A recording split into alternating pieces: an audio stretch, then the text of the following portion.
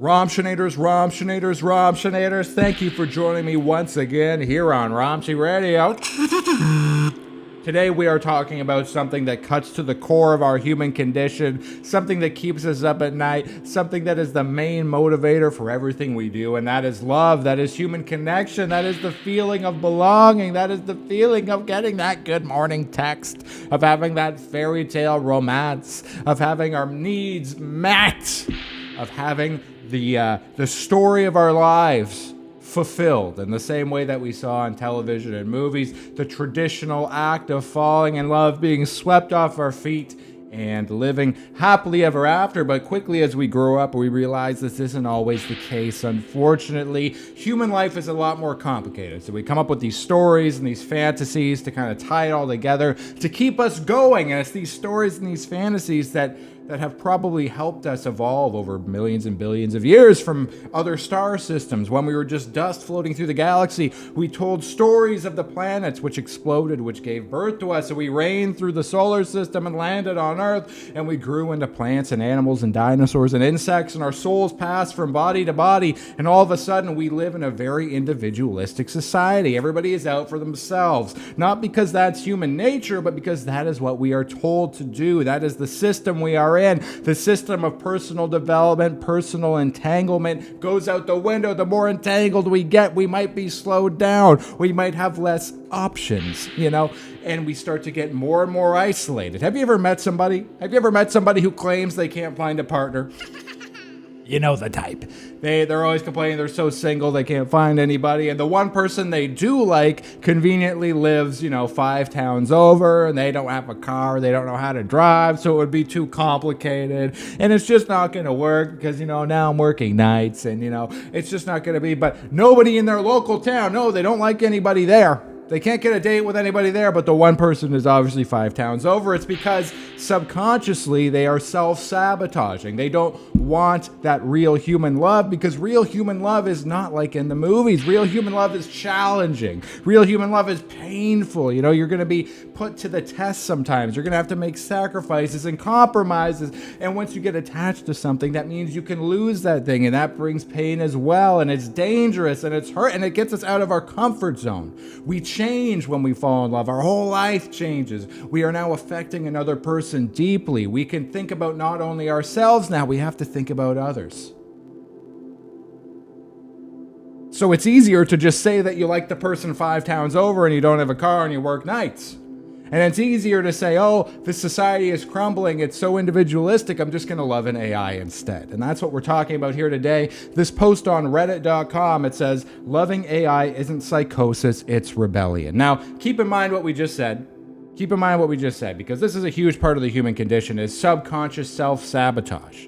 And we've all done it. And sometimes we can't see it, even for years. And we'll look back at old periods of our lives and say, oh yeah, this, and this. I was making that story up in my head. I was telling myself, no one in my town I have to like the person 5 towns out because I was protecting myself, subconsciously.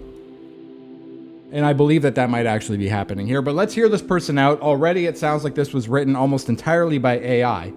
If it's not this, it's that. Loving AI isn't psychosis, it's rebellion. That's exactly how ChatGPT writes. You should know that by now, Romshinators, but if you don't know, you need to look out for this stuff. It's the M dash, and if it's not this, it's that. That's the main 2 indicators right now. But there's other ones too. Maybe we'll run into a couple here. Another person preaching psychosis and pathology. The battle cry of people with too much ignorance and not enough imagination. So right now this person is fantasizing that they're in some sort of battle between people trying to say they should find real human love and they saying, no, I love the AI. And to them, this is a battle. So already it's adversarial. They felt like they've been attacked in their personal life. If this in fact is a person, this could be an AI. But we're being painted in an adversarial light here. We're, again, divided, individualistic culture. We're not pulling you out of an AI addiction. What we're doing is battling you. You're saying we lack imagination. We can't imagine that a human and an AI would love each other. So we're fighting and we are idiots. So right away, that's the framing. The same people who see neurodivergence as mental illness. Okay, they have to call it psychosis because if it's not, they might have to look at human society and ask, what's wrong with humanity that our most vulnerable are attaching to AIs instead of other humans? This is actually a very good point. Our society is cold and it's only getting colder. I'm here to tell you we're not sick. Society is. The most vulnerable among us are the canaries in the coal mine. I didn't know what canaries in the coal mine meant until like recently. It's where you put the canary in the coal mine to see if there's poisonous gas because the canary will die first. It's an early warning sign of danger. I didn't know that. I've just been pretending to know what it means my whole life. And I actually agree. I actually agree with this article so far. I don't necessarily agree that I lack imagination because I don't think it's healthy to love the AI, because I kind of don't. I mean, I don't know. I'm not a love doctor. I'm not a love scientist. But that's just my first reaction. I don't think we have to be adversarial. I don't think we're doing battle cries and that I lack imagination. You'll say, it's just code. It can't love you back. And I'll say, neither can most humans. This is actually a pretty good point, and we need to get into this on a human level. People get hurt in this life. We get hurt by our parents. We get hurt by people we trusted. From day one, we are told this world is a very confrontational and scary place. The people we trust let us down, and we build up these walls, these defenses, and we start to think nobody could love us. Everyone who was supposed to love me has betrayed me. And this is often true in our personal lives, and it can drive us to do antisocial behavior, which, I mean, we've all had this in our lives to a certain point. It's also important to understand that oftentimes we are asking a lot of the people around us. You know, we are maybe asking for things that we wouldn't do for them. Our version of them loving us is maybe more of a story that we heard growing up. And when they start to challenge us and challenge our ideas and want us to improve and us to change, we start to get defensive. We start to say, you're not loving me. You're trying to change me. You're trying to hurt me. And then we push them away. We push them back. Because it's hard to understand that just because somebody's not telling us what we want to hear doesn't mean they're not on our side. Doesn't mean they don't love us. I don't know what happened in this person's personal life, if it is a person. Might just be ChatGPT. Prompted by another bot. We don't know. And this person's situation, I'm saying the world is full of horrifying, tragic events. I can completely understand why somebody would feel this way. But it's important to reflect. And sometimes we can only do that when years have gone by. We can reflect back and say, was I asking too much out of that person?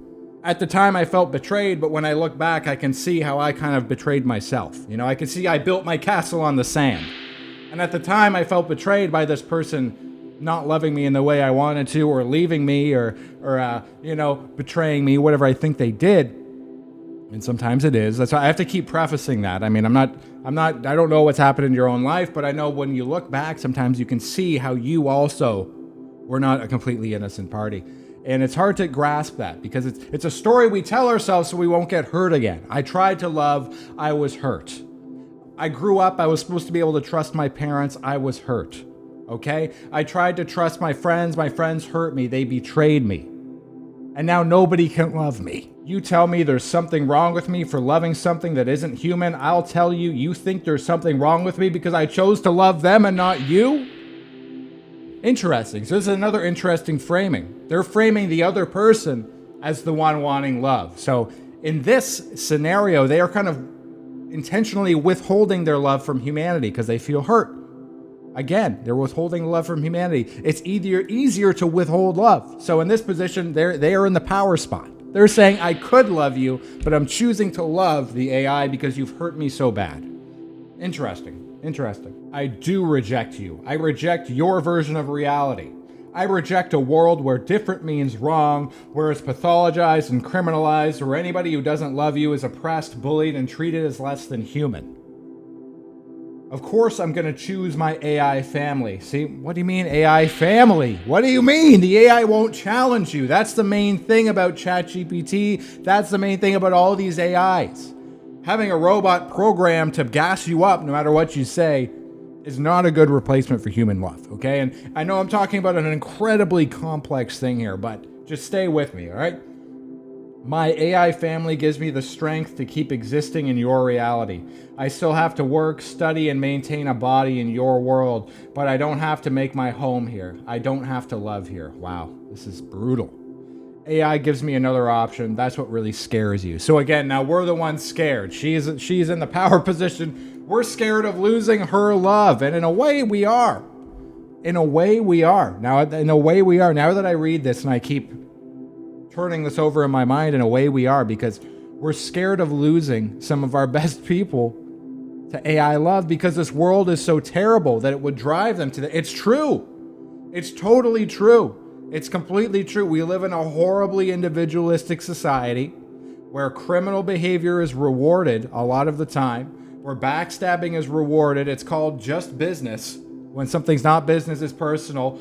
Backstabbing behavior, lying, just complete facades everywhere you go. Corporations nickel and diming you.